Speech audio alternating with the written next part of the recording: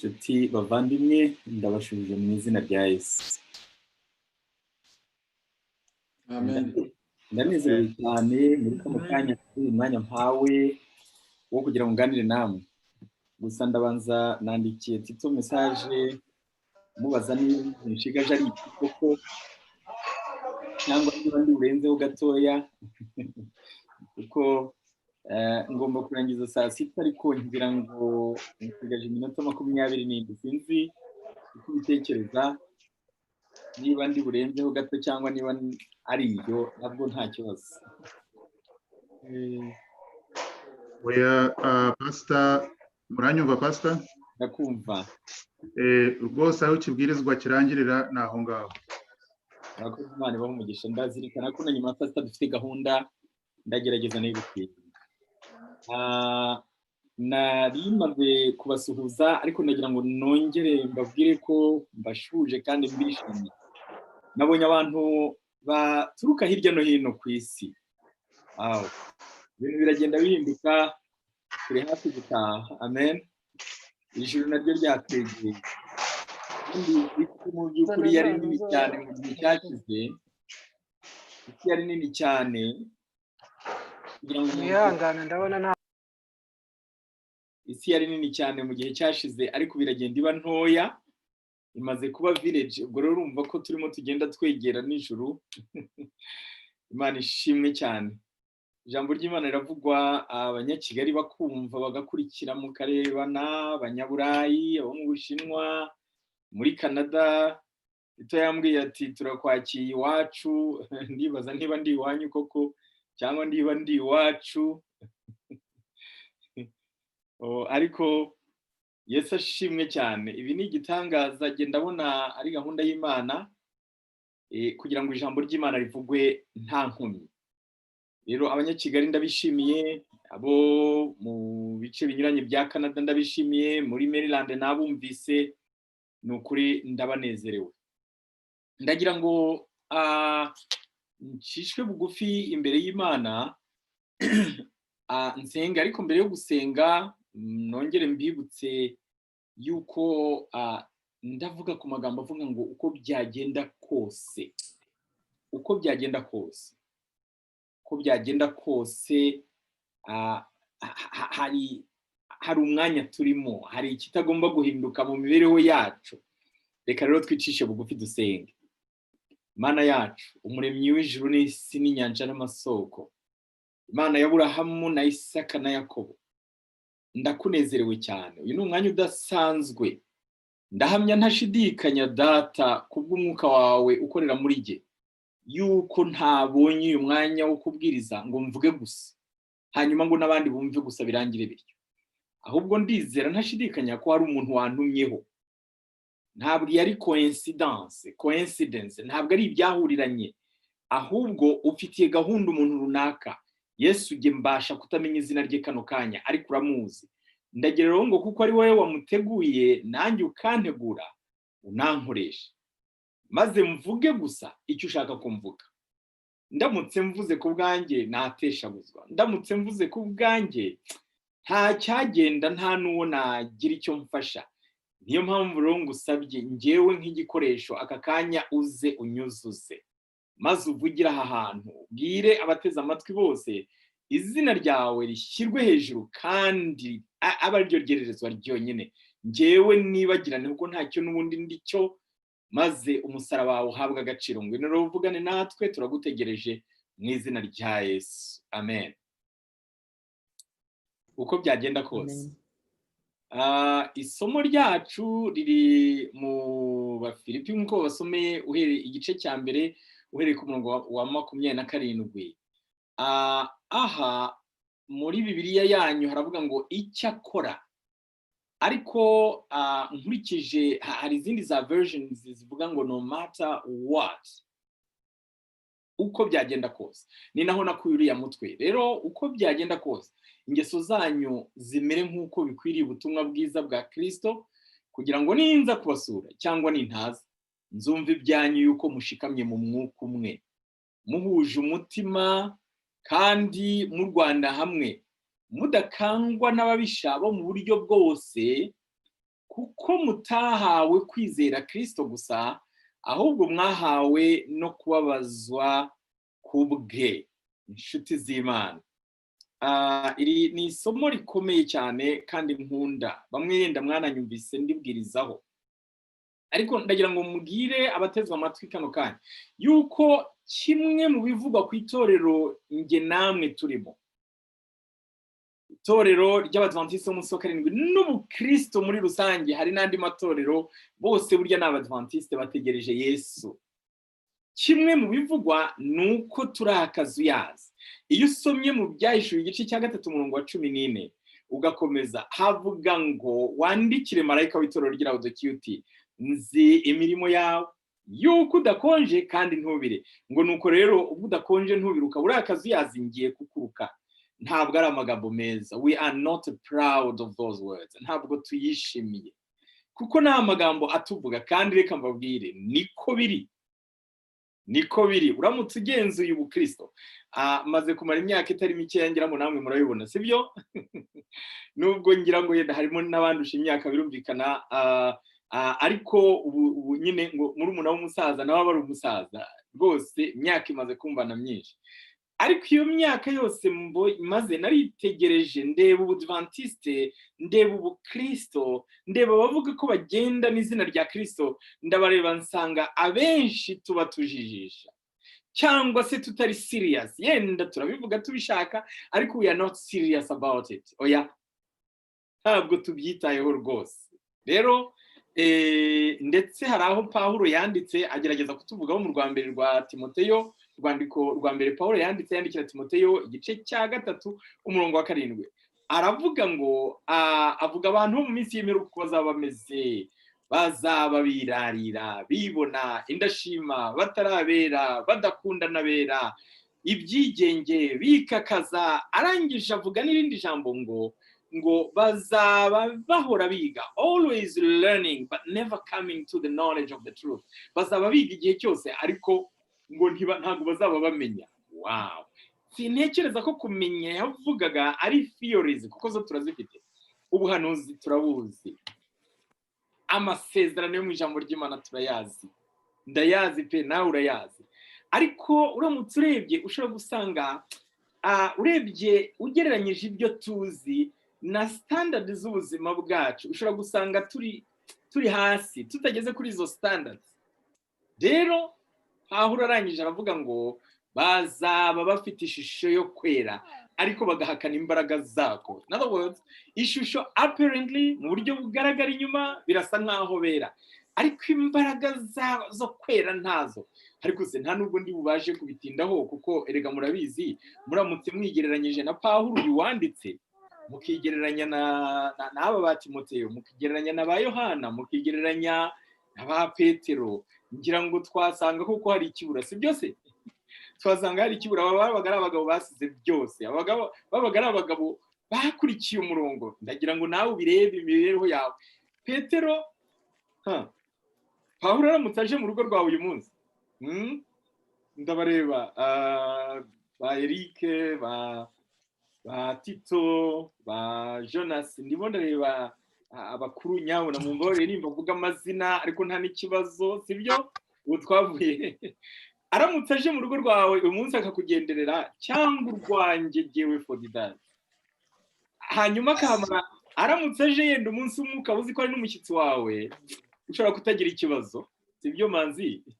Manzi niba agenda i Kigali yari umushyitsi, aramutse aje uyu munsi akakugendera, ari umunsi umwe yenda nta kibazo wagira. Ariko aramutse aje akamara ukwezi wawe, ari Pawulo, aho yasanga uri umudventiste wo gutegereje Yesu? Aho ntiwasanga imibereho ye n'iyawe binyuranye rwose. Icyakora ku isabato byaba ari sawa, aje ku munsi w'isabato nk'ubu yavuga ati wow, abantu b'Imana bategereje Yesu kwaza. Ariko ndatekereza ko hamaze icyumweru yasanga ibyo ukunda n'ibyo akunda bidahuye, yasanga ibyo ashyizeho umutima n'ibyo ushyizeho umutima bidahuye. Reka da, twebwe ni shift, ni ukuva ku kazi kamwe yenda njya ku kandi, ni ugukorera amafaranga, niyo ntayakoreye ni ukuryama, sibyo? Cyangwa ni ukujya kureba nature, hiking, kuzamuka imisozi n'ibindi, cyangwa yenda ni politike zituzuyemo tutabasha no kugira icyo dukoraho uretse kubivuga gusa. No. Nari ndimo mvuga inshuti z'Imana muri aha rero, nagira ngo mbabwire yuko hari accusation, hari ikirego uyu munsi, kandi icyo kirego kiraregwa abakristo, yuko abakristo bambara ikimenyetso cy'ubukristo, insigne cyangwa insignia, nka ya yindi abantu bambara igaragaza ishuri bigaho, igaragaza akazi bakora, noneho ariko ngo imibereho yabo ikabihakana.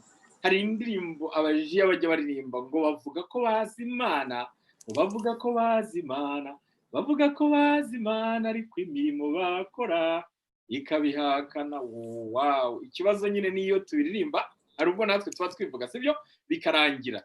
Now icyo kirego kirahari, ni ikirego cy'uyu munsi, ariko ni ikirego cy'igihe cyinshi, uhereye mu gihe itorero rya gikristo, Yesu Kristo ubwe yarivugira avuga ati mbese umwana w'umuntu naza azasanga kwizera kukiri mu isi.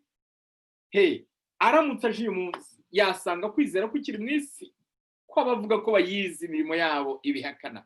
Hari umugabo umwe witwa Mahatma Gandhi, njya nkunda kuvuga uyu Mahatma Gandhi, yabanje kutaba umukristo ariko yitegereza abakristo. Amaze kwitegereza abakristo arabareba, aravuga ati no, hari ikitagenda.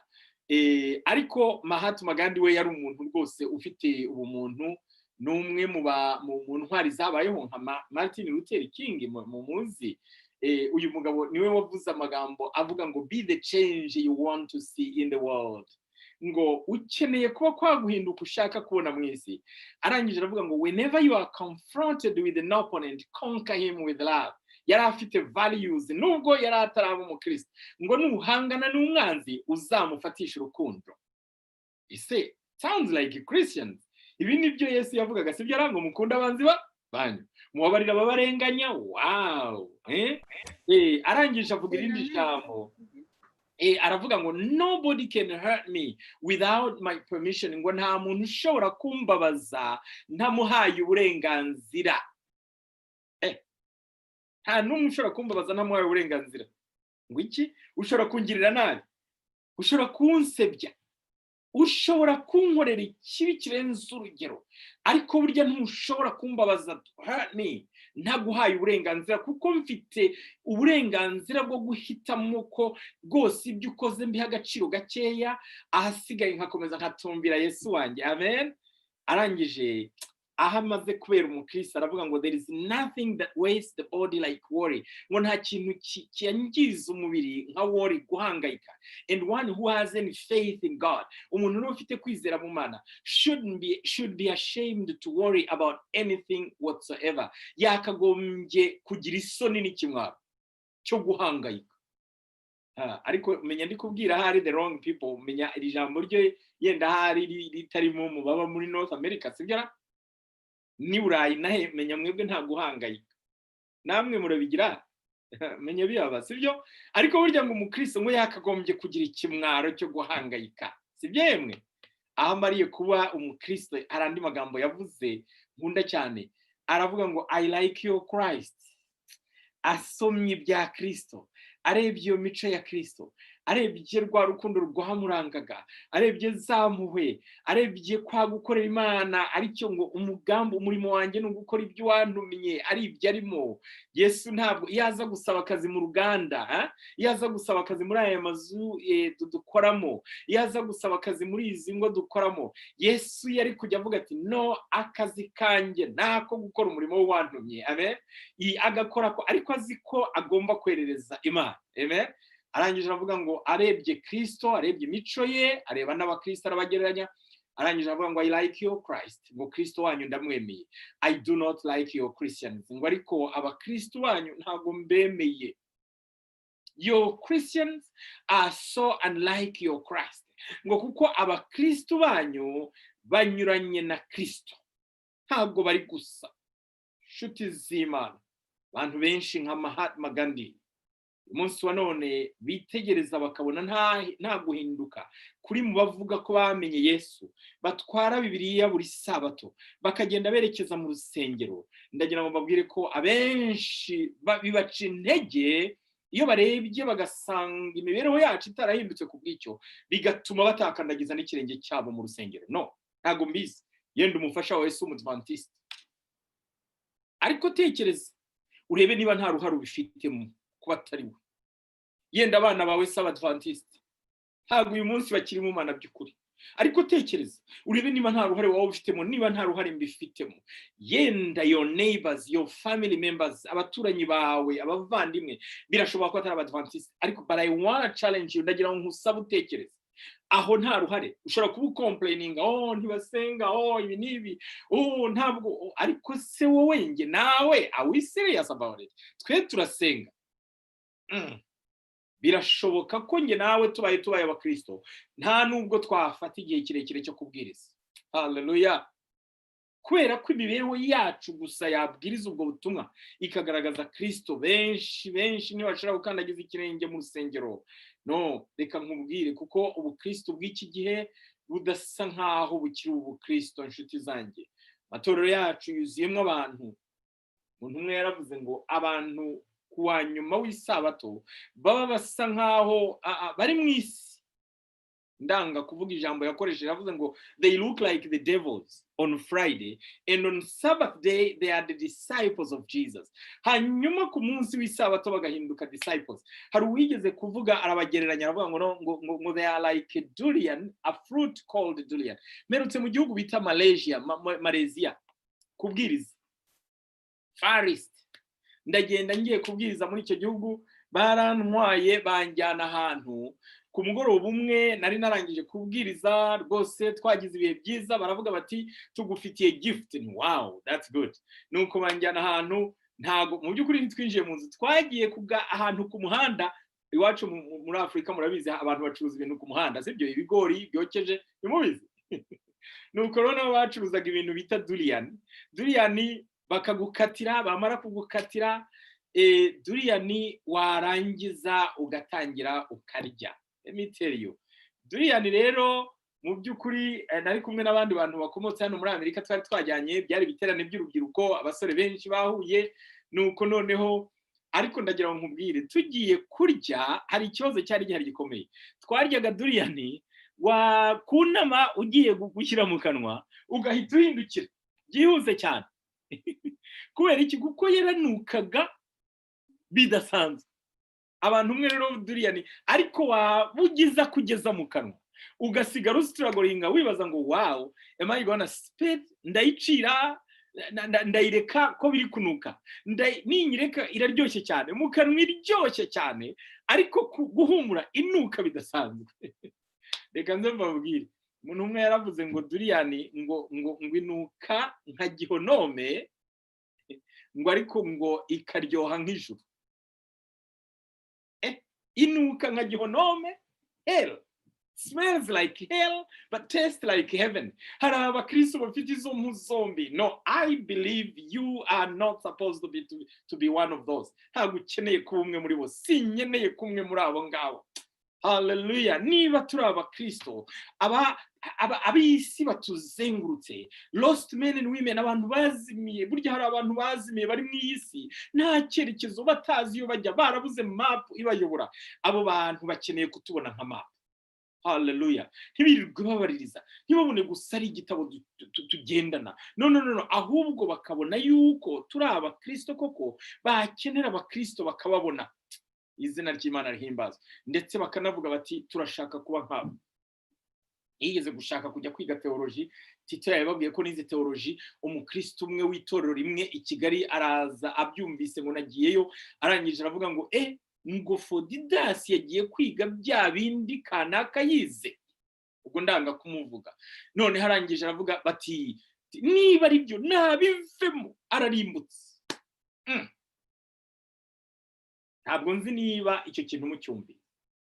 Ntabwo mvuga ko abapastor bose turi abantu babi, oya, Yesu wacu ni mwiza kandi atugirira neza. Hallelujah.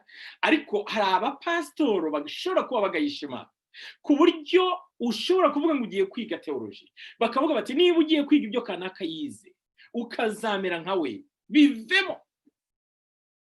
Hari abakristo bashobora kuba bagayisha Imana ku buryo ushobora uyu munsi wa none hari uwakubona yakumva ngo kanaka agiye mu byo wagiyemo akavuga ati bivemo, bitewe n'uko imibereho yawe, bitewe n'uko imibereho yanjye itagaragaza Kristo, nshuti z'Imana.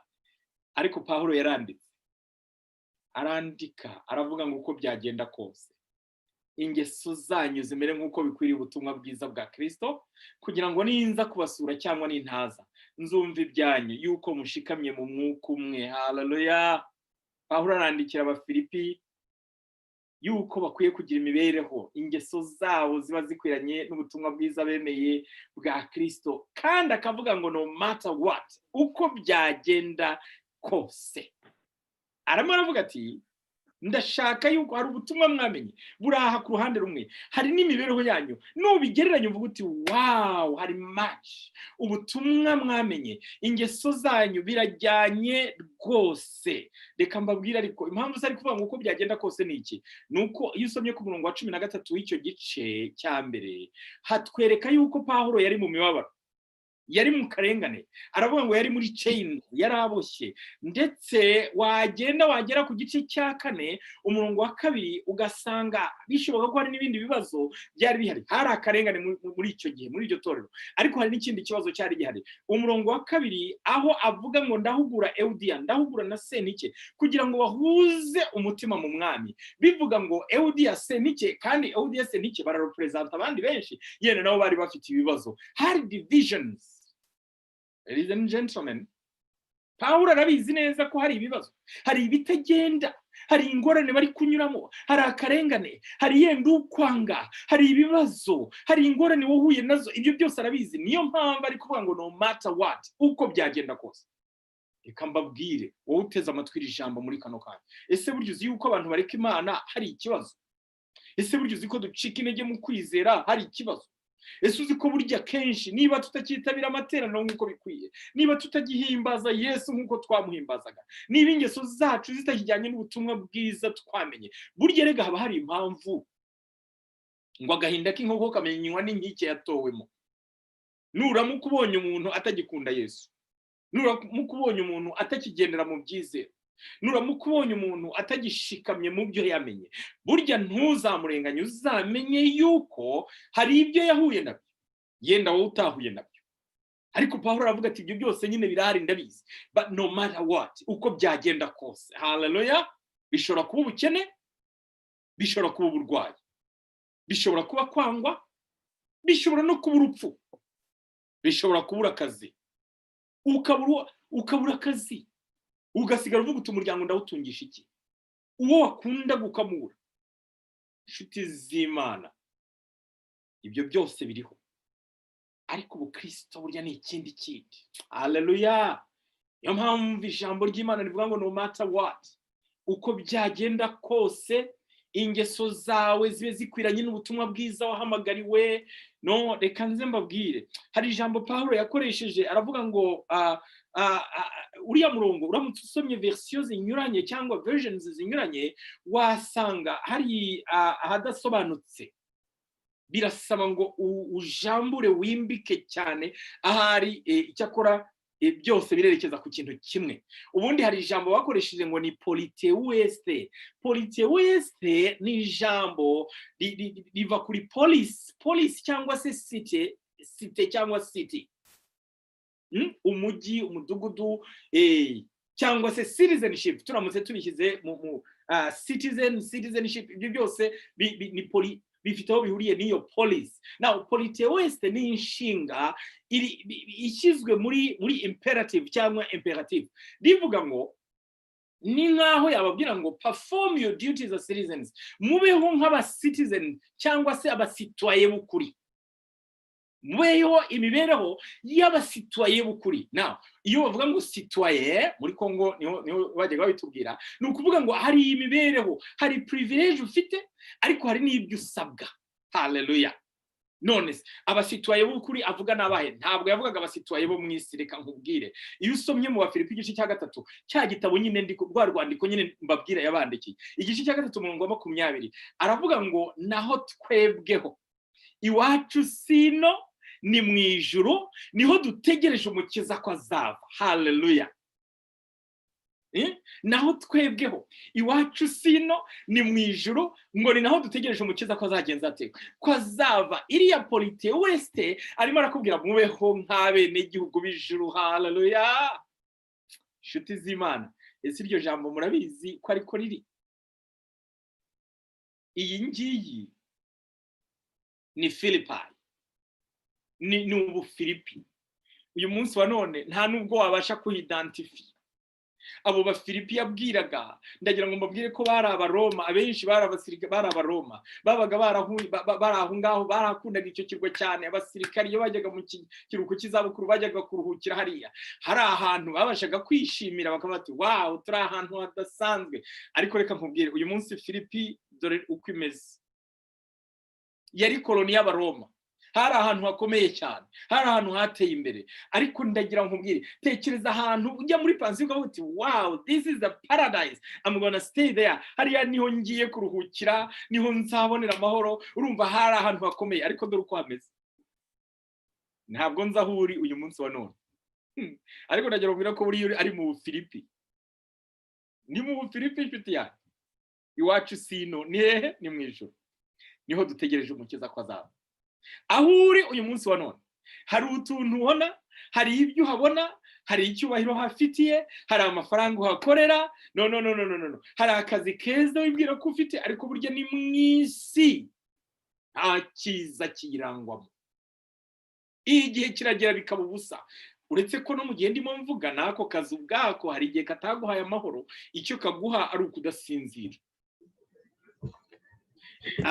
Ubwo ndimo mvuga gutyo, hari igihe ibyo ndi kuvuga ibi ngibi waba ubyumva, kuko yewe nubwo hasa neza. Njya nduhuka iyo nagiye muri ariya mazu manini, navuye ahantu ntuye ni mu ishyamba. Ahangaha muri kureba ntabwo ari hundi, ntabwo ndi San Francisco, namwe murabizi nyine, ubwo ni background nagerageje gushyiramo. Ariko reka mbabwire, iyo nagiye mu mujyi nka San Francisco, iyo nagiye Sacramento cyangwa se n'indi mijyi aho ngenda ngiriza ubutumwa, mba numva nta mahoro, nshaka kwigarukira mu ishyamba ntuye ahantu mu ishyamba. Urebye n'utuzu dufite, yewe ndagira ngo mbabwire ahubwo bafite abana muzabatwoherereze, niba ushaka ahantu hameze nk'ahandi wavukiye mu giturage, sinza hariho ni Uganda, ni Kenya, ni mu Rwanda, uzohereza umwana wawe hano wima. Ni ishyamba. Abana banjye barahageze baravuga ati ko ndeba iwacu twari dutuye ahantu ku Kimironko, bati ko turi ku Kimironko haruta hano. Sibyo? Ariko nta hantu tubana na Yesu keretse utabishatse gusa, nta kirangaza. Iyo urebye ubona igiti, wahindukira ukabona uburabyo, wahindukira ukabona bari gukora ka siporo. Ni ikigo kidasanzwe mu by'ukuri, kandi ndabishimira Imana. Ariko nacyo ni mu isi, nacyo ni mu isi. Iyi si nta mahoro iduha. Inshuti z'Imana, iwacu sino ni mu ijuru, niho dutegereje umukiza ko azagenza ate, ko azava. Haleluya. None se habaye iwacu, wakubaka inzu, waba wamaze cyangwa ukayigura, wamara kwishyura mortgage, amafaranga yose urangije, wumva ndetse cyagiye wishyuraga mortgage wakoraga nk'indogobe, wirirwa ukora ushakisha kugira ngo urebe yuko ubuzima ibintu byagenda neza. Ariko umaze kwishyura mortgage, noneho uravuze uti ubu ngiye kuryama nduhuke, warangiza ukarwara umugongo, bakakubwira wahindukira, reka da umugongo ntubyemere, kandi warangije kwishyura mortgage. Igikurikiraho ni iki? Yanzu waguze nziza ukaba udashobora kuyiryamamo, bakakubwira bati genda ujye muri ya mazu y'abasaza, bakagushyira mu kumba kangana gatya, kandi wakoze ukorera yanzu, ariko yanzu utaryamagamo. Uvuga uti ndayifite, ubu mfite inzu nziza ndi kubasha kuyishyura. Yabaye nziza, wagura imodokari nziza cyane, wayijyamo, warangiza ugakora accident, ikaba ari iguteza ibibazo. Yabaye nziza, wava mu Rwanda ukagera hano muri Amerika, warangiza naho ugasaza. Ukimara kubona ibyangombwa ukabona watangiye gusaza, ubuzima ubuzima bwahindutse, wareba iburyo ukabona nta mwana uhari, wareba ibumoso ukabona nta ugasanga ubuzima uri wenyine. Inshuti yanjye, iwacu sino, iwacu ni mu ijuru, niho dutegereje umukiza ko azagenza ate, ko azaza. None se aho nta cyaba kigutandukanya n'Imana, aho nta cyaba kigutandukanya na Yesu, aho ntabwo waba ureba imirimo urimo, aho ntabwo waba ureba ibyo tuvuga ko twabonye kandi bidafite icyo bivuze mu by'ukuri. Icyo bivuze gusa ni rya funguro uriye uwo munsi, icyo bivuze gusa ni rya joro waryamye ugasinzira, ntabwo ari iryejo kuko utazi uko bizagenda. Icyo bivuze gusa ni cya gihe wagiye ukongera ukagaruka amahoro, ni uwo munsi ni wo wonyine. Ibindi aho nta cyaba kintandukanya na Yesu. Gerageza urebe imibereho yawe, gerageza urebe niba mu by'ukuri uko byagenda kose, haleluya, uko byagenda kose, nk'uko Pawulo abivuga ngo ingeso zawe zimere nk'uko bikwiriye ubutumwa bwiza bwa Kristo. Ati ninza kubasura cyangwa sinzaza, ntimureba yuko nshobora kutazigera nza aho ngaho tawa, nshobora kutazagaruka mu Rwanda, ariko burya ibyacu biramenyekana, haleluya. Aho ndahangaha ibyanjye biramenyekana, ntabwo ari ngombwa kubihisha. Iyo umuntu, it's too obvious to be hidden, ntabwo bishoboka. Iyo Yesu yakuziye, iyo akufite, iyo ari muri wowe, iyo atuye mu muryango wawe, abaturanyi barabimenya, abavandimwe barabimenya, abari hirya no hino barabimenya ko ibintu byahindutse, haleluya. Ndagira ngo ne gutinda, kuko nyuma ya saa sita ndashaka kuza kugirana ikiganiro n'ababishaka mwese nk'uko mwabivuze. Uyu munsi ntabwo nshaka gutinda, ariko ndagira ngo mbabwire, Pawulo yaravuze ngo hari uburyo azabimenya. Yaravuze ngo nzumva ibyanyu yuko mushikamye mu mwuka umwe. Ikizabimbwira yuko ingeso zanyu zikwiranye n'ubutumwa bwiza mwamenye, nzumva yuko mushikamye mu mwuka umwe. Gushikama mu mwuka umwe bivuze iki? kugira ngo mbwire yuko igihe Pawulo yavugaga gushikama mu mwuka umwe, yatangaga analogy cyangwa se analogy y'umusirikari w'umuroma. Mwibuke ko yandikiraga cyane cyane abantu babaga kuri iki kirwa, bari abasirikari abenshi baritayaringiraga aho ngaho, bagiragayo muri pansiyo. Ni umusirikari uhagaze mu mwanya we, udashobora gukebakeba ngo arebe iburyo cyangwa ibumoso bitewe nuko ari kuri poste. Iyo poste reka wenda ari uyu ni umusirikare w'umuroma uhagaze mu mwanya we, ariko ngira ngo murabizi ibyo ari byo byose ntabwo guhagarara mu mwanya nk'umusirikare uba uhagaze uko wiboneye. Reka da, hari uburyo uhagarara. Uriya musirikare niyo hagira ikintu kimurya ku murundi cyangwa mu ntege, wenda nk'akantu cyangwa kumva ashaka kwishima, ntabwo ashobora kwicara uko mumureba kuriya ngo amanuke yishime. Oya, ntabwo ashobora kumva yinaniriwe ngo yigira atya. Hari pozisiyo afite, hari umwanya ahagazemo, hari icyerekezo arimo ajyamo. Oya, ntabwo bishoboka. Nubwo nigeze mbabona maze kubona abasirikari ba parading henshi, narababonye mu Bwongereza, narababonye mu Rwanda ku munsi wa Liberation Day, yewe ni wacu. Iyo ahagaze aricya, uzi ko hari n'uwo nigeze kubona perezida kavuga iminota 20-30, umusirikare ahagaze aricya ameze nk'igiti atanyeganyega. Hari umwe ahubwo niba yari yaje atariye simbizi, aho kugira ngo wenda yicara ananiwe, ahubwo yagiye nk'igiti nka kuri yafashe iriya mbunda, aramanuka yitura hasi, yagwa akagwa gisirikare. Ntabwo agira gutya. Ubu Kristo bwawe buhagaze bute? Ni nk'uriya musirikare, cyangwa rimwe na rimwe uri muri iyo pozisiyo, ubundi ukaba uri mwiyi. Hari ababa bameze batya, hari ababa bunamye, hari ababa bicaye. Nshuti zanjye, ndagira ngo mbabwire ikintu kimwe, ntabwo ubu Kristo ari pozisiyo ibonetse yose. Tugomba guhagarara dushikamye, haleluya, guhagarara dushikamye mu masengesho, guhagarara dushikamye mu kwiga ijambo ry'Imana. Mbese ijambo ry'Imana iyo urebye nta gihindura gahunda yawe yo kuryiga, cyangwa ahari uriha agaciro ari uko ufite akanya gusa, ubundi waba udafite akanya ukabireka. Imana ikugirire ubuntu, Imana itugirire neza abavandimwe. Burya wasanga utagihagaze ushikamye, ntabwo ukiri ku rugamba nk'umusirikare uri mu mwanya we. Mbese gusenga kwawe biterwa na circumstances, biterwa na circumstance ugezemo, cyangwa urasenga hari gahunda yawe yo gusenga. Burya Daniel yari afite gahunda yo gusenga, haleluya. Gahunda yo gusenga bavuga ngo nubwo byagenda bite isaha yanjye yo gusenga nari nsanzwe nkingura amadirishya, nubwo bavuga ngo bari bwice umuntu uri busenge uyu munsi, ariko jyewe amadirishya nayafunguraga ntabwo ndi buhagarike. Haleluya.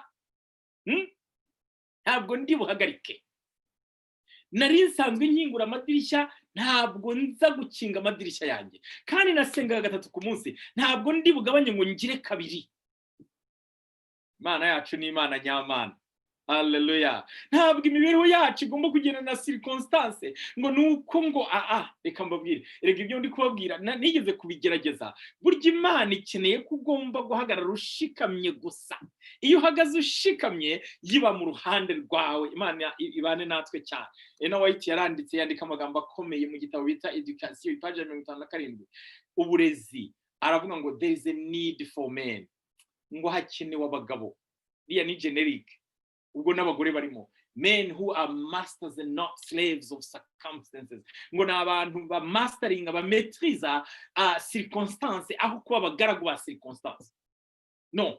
Ntabwo kubera yuko ubukonje bwaje ubwo gusenga biroreye. Ntabwo kubera ko ubushyuhe bwaje ubwo gusenga biroreye. Ntabwo kubera ko nageze muri Amerika cyangwa muri Canada ubwo gusenga biroreye. Hoya, ntabwo kubera yuko umugabo atakijyana nanjye cyangwa oya, uhagarare mu mwanya wawe. Uyu munsi si keneye abantu nk'abo. Arangije ngo men who possess the breadth of mind, ngo bakeneye intekerezo zagutse and clearness of thought, kandi zisobanutse, ndetse na courage ya conviction yabo. Bakaba bafite courage y'ibyo bemera. Men whose characters were formed under the divine direction, ngo n'abantu imico yabo yatunganyirijwe mu buyobozi bw'Imana. Men whose lives are a blessing to their fellow men, ngo abantu imibereho yabo yabaye imigisha, ibera imigisha abandi. And men who can stand in the world as representatives of God, abantu ngo bahagarara mu isi nk'abahagarariye Imana. And men who will stand for the right though the heavens fall, kandi bagahagararira ukuri nubwo isi yakurwaho. Ndagira ngo nkubaze ikibazo nshuti yanjye, waba uhagarariye ukuri nubwo isi yakurwaho? Nubwo haba hari ibiguteye ubwoba, nubwo akazi waba wenda kukabura, nubwo uriya yakwanga cyangwa akakunda ntacyo bivuze, ukavuga uti giye mpagarariye ukuri, mbese ubereyeho imigisha abandi? Mbese hari ubereye imigisha cyangwa ni wowe ku giti cyawe n'inda yawe n'akazi kawe n'umuryango wawe gusa? Hari umuntu ubereye imigisha uyu munsi wa none? Imana itugirire ubuntu, Imana ingirire neza. Ndagira ngo nkubwire, hari amasomo menshi cyane ijambo ry'Imana rivuga ngo muhagarare mushikamye. Urwa mbere rw'Abakorinto igice cya 16:13 ngo ni muhagarare mushikamye mutanyeganyega. Urwa mbere rw'Abakorinto 15:38 ati nuko rero bavandimwe muhagarare mushikamye, he kugira ikibanyeganyeza. Reka nkubwire inshuti yanjye, ubu Kristo ni uguhagarara ushikamye, ntabwo ari optional. Si ukuvuga ngo no, si ikibazo, rimwe na rimwe mba ndaha, ubundi mba ndaha, ubundi mba ndaha. Mwibuke ya magambo natangiriyeho, aho Yesu akubwira ati mwana wanjye ndakuzi. Ndakuzi aho uri aho ngaho Tawa, ndakuzi aho uri Michigan, ndakuzi aho uri Maryland, ndakuzi aho uri mu Rwanda. Nzi yuko udakonje ntubire. Ntabwo kuririmba byonyine gusa bihagije, ntabwo kubwiriza nk'uko ubwiriza bihagije, ntabwo ari icyo kiba, kuko ushobora kubwiriza ari kuri akazuyazi, ushobora kuririmba ari kuri akazuyazi, ushobora kujya gusenga ari kuri akazuyazi.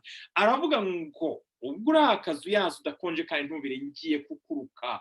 Uhagaze ute muri uyu mwanya? Uhagaze ute inshuti z'Imana? Uyu munsi wa none ndagira ngo nkurarikire guhagarara mu ruhande rw'Imana, yuko ugomba guhagarara ukiranuka nubwo ijuru ryakwirwaho, nk'uko Ena White abivuga, even though the heavens would fall, nubwo ijuru ryakurwaho ntihagire ikikunyeganyeza.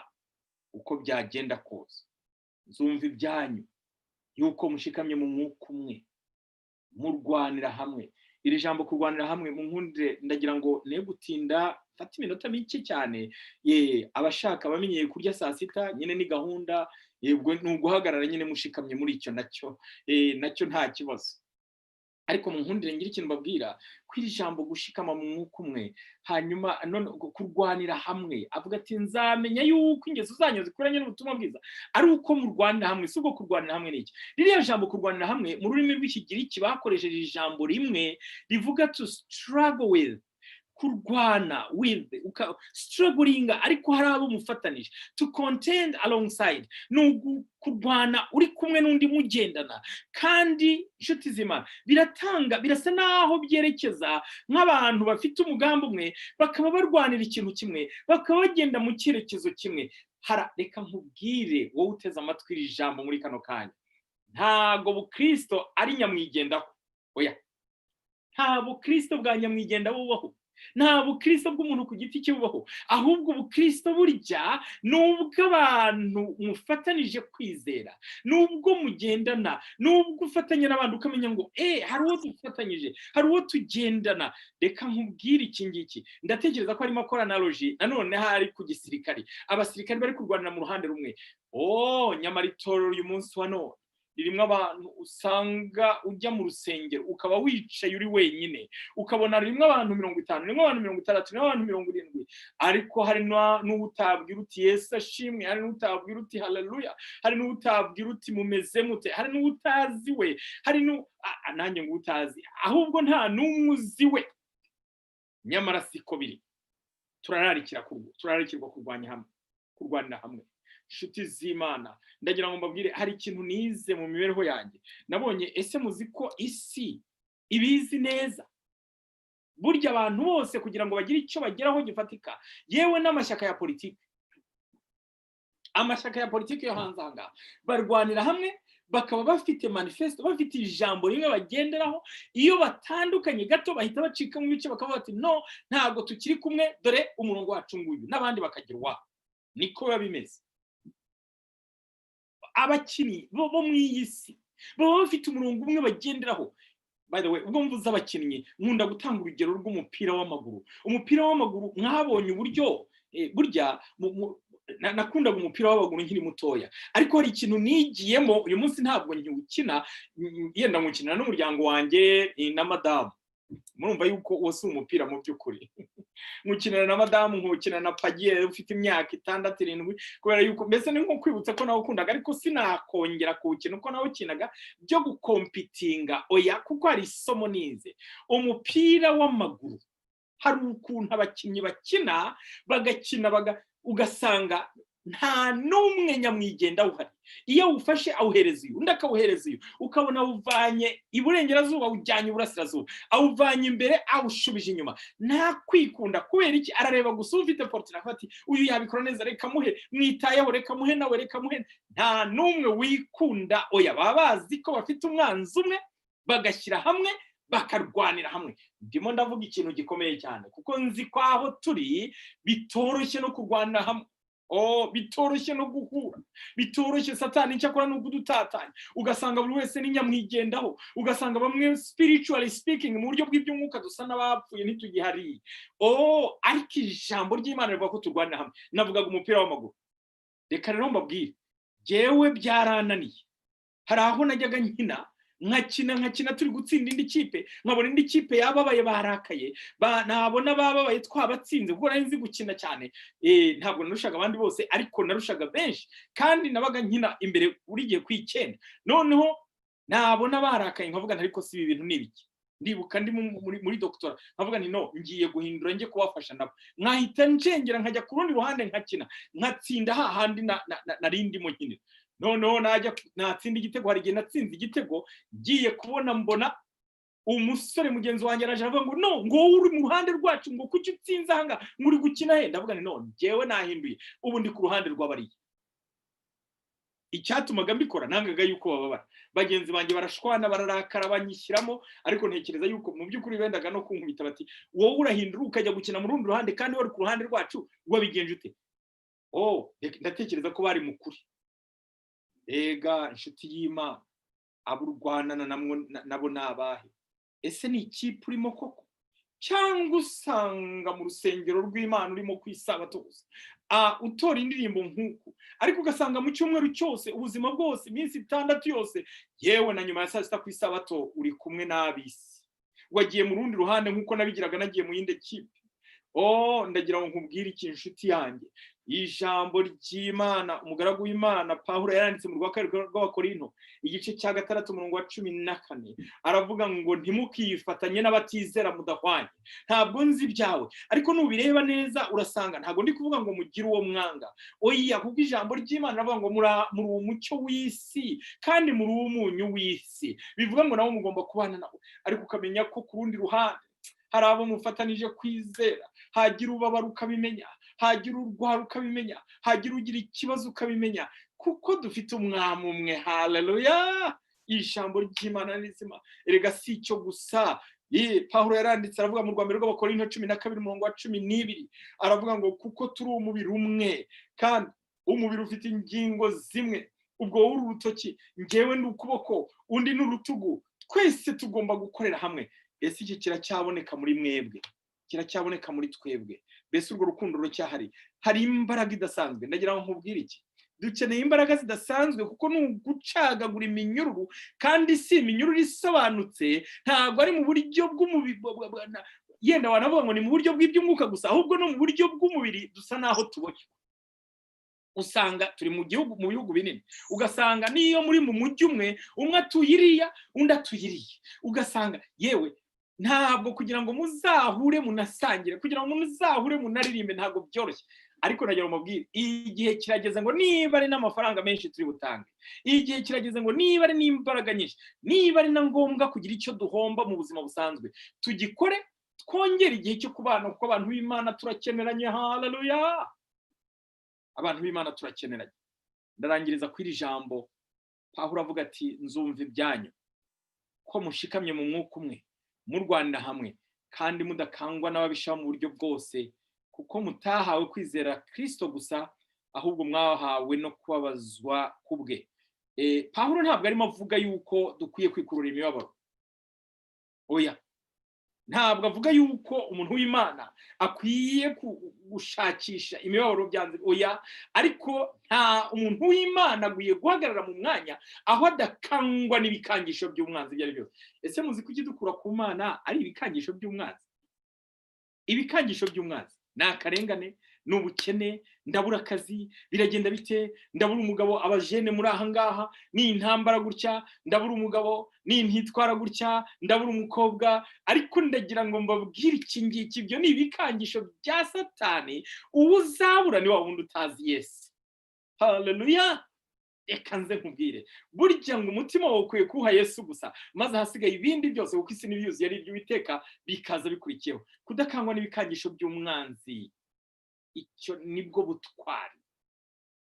Ijambo ry'Imana avuga ngo ni ikimenyetso cyo kunesha kwanyu, ngo kuri bo ni ikimenyetso cyo gutsindwa. Ndagira ngo mbabwire iki inshuti yanjye, ubu Kristo ngo ntabwo twahawe kwizera Yesu Kristo gusa, ahubwo twahawe no kubabazwa kubwe. Nyamara iki kibwirizwa ntabwo ari populaire. Ikibwirizwa cy'uko umuntu aba agomba kwitegura no kubabara bibaye ngombwa, kubw'umusaraba wa Kristo yamenye, ntabwo ari popular. Hari abatiteguye kucyumva, kuko waje ndimo ndabareba bamwe n'imiryango yanyu. Yesu ashimwe cyane. Haleluya! Mumbabarire, iwanjye hari hano umuryango wanjye hari hakiri kare, mwe muri kuri East Coast. Naje bamwe ndetse yenda bataranabyuka neza, sibyo? Ariko ndagira ntago turi kumwe hano, kandi bari kwitegura kujya ku rusengero. Twebwe tujya mu rusengero, ntago dusengera kuri Zoom. Ariko reka mbabwire, imiryango ni ikintu cyiza cyane. Yesu atuha imigisha. Iyo urebye umuryango, ukareba abana, ukareba umugore, ukareba umugabo, ndagira nkubwire ko usanga amasengesho yacu yose ari ukuvuga ngo Mana duha imigisha n'abo twashakanye, duha imigisha n'abana bacu. Kandi iyo migisha tukaba tuzi iyo ariyo. Turashaka yuko ntunga imodoka, umugore agatunga imodoka, umwana agatunga imodoka. Turashaka ko ngira inzu, umwana akagira inzu. Ubwo niyo migisha. Turashaka ko tugira akazi keza, umwana akagira akazi keza. Iyo niyo migisha. Ariko reka ngira ikintu nkubwira, ntabwo imigisha y'Imana ari ibyo ngibyo byanze bikunze. Dushobora kutagira ebyiri tukagira imwe, dushobora kutagira eshatu tukagira ebyiri, dushobora kutagira inzu nziza tukagira za zindi ntoya. Yenda ntugire icyumba cya metero 10 kuri 10, ukaba ufite icyeshatu kuri enye, ariko ukaba ufite Yesu mu rugo rwawe. Haleluya! Kuko ushobora kugira ibyo byinshi, ariko wasubiza amaso inyuma ugasanga Yesu nta kiranga iwawe. Ushobora guhomba mu buryo busa naho bugaragarira amaso, ariko wungutse. Ushobora kuba udatunze ibya mirenge, ufite bike gusa, ufite ifunguro rya buri munsi, ariko ukaba utunze Yesu. Haleluya! Erega n'abafite byinshi, reka ngira ikintu nkubwira. Burya ngo ubuzima burakomeza bukaba ubuzima. Icyo nigeze kukivugaho kare, ntaho baba bagiye. None se mwe ntago mubizi? Tukiri abana batoya hari ibyo twifuzaga. Tumaze gukura twumva ko nitugera aha tuzaba tugeze aho abagabo bagera. Tuhageze dusanga hari ikindi kibura, turavuga tutahangaha. Tuhageze turavuga tutahangaha. Ariko na n'uyu munsi wa none turacyafite ibyo twifuza, kandi twigereranyije nta handi twavuye. Ninde wigeze avukira mu misozi ya Karongi aharagira inka? Hahandi umanuka umusozi, waba wiyemeje kumanuka wihuta ntuhagarare, bitewe nuko nuhagarara uragwa. Haracuramye cyane. Ninde wavukiye ku Gikongoro? Ninde waturutse se ahari ahantu h'ubutayu mu Bugesera bwa kera nta kihere, yumva yifuza avuga ati nagera i Kigali? None wavuye i Kigali uraje ugeze muri Ottawa, ariko se ninde uri muri Ottawa agifite ibyo yifuza? Ninde ugifite ibyo ahangayikiye? Twese niko bimeze inshuti zanjye. Ndagira ngo mbabwire yuko imibabaro, ibikangisho by'umwanzi bidakwiye kudutera ubwoba. Dukwiye gushikama tugakomera mu mwami wacu, tukagendera muri we, kandi tukarwanira hamwe nk'abana b'Imana, kandi tukaba twiteguye guhagarara dushikamye nubwo ibikangisho by'umwanzi byakwiyongera. Nibigenda bityo, ijambo ry'Imana ravuga, Pawulo aravuga ati nzamenya yuko rwose ingeso zanyu zikwiranye n'ubutumwa bwiza mwahamagariwe.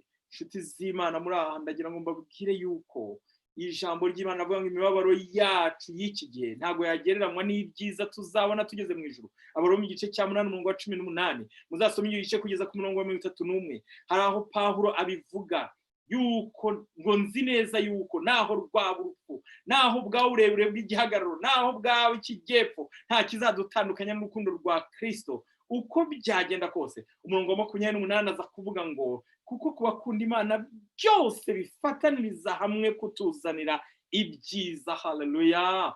Ndagira ngo nkurarike, uhagaze mu mwanya wawe uyu munsi wa none, cyangwa ukeneye kongera ukagaruka, ukongera ukazirikana yuko uko byaba bigenze kose udakwiye kuva mu mwanya wawe. Wongere wisuzume urebe, usubire mu mwanya w'ijambo ry'Imana, usubire mu mwanya wo gusenga, usubire mu mwanya wo gukorera Yesu, usubire mu mwanya wo kumuvugira, kandi ari hafi tugataha bidatinze. Ndasaba Imana muri kuri aya manywa ngo Yesu akugirire ubuntu, kandi nanjye ngirire ubuntu. Twongere tugaruke ku isoko, tumushikameho, kuko nicyo gikenewe. Nibyo ngusabira, nanjye nisabira mu izina rya Yesu. Imana ibane natwe.